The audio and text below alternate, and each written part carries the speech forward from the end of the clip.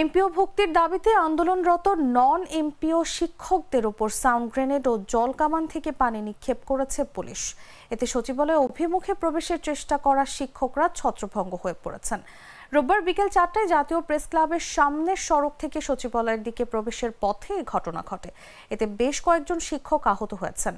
এ সময় বেশ কয়েকজন শিক্ষককে আটক করেছে পুলিশ। গত 2রা নভেম্বর থেকে নন এমপিও শিক্ষকরা জাতীয় প্রেস ক্লাবের সামনে অবস্থান কর্মসূচি করে আসছেন। তাদের এক দফা দাবি হলো সারা দেশের নন এমপিও শিক্ষা প্রতিষ্ঠানে কর্মরত শিক্ষক কর্মচারীদের এমপিও ভুক্ত করতে হবে।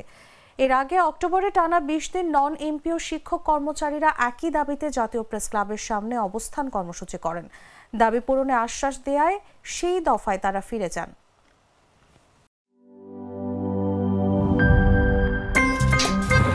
আমার একটা স্মার্ট সিদ্ধান্তে 25% গ্যাসের খরচ কমেছে। ভাবছেন কিভাবে?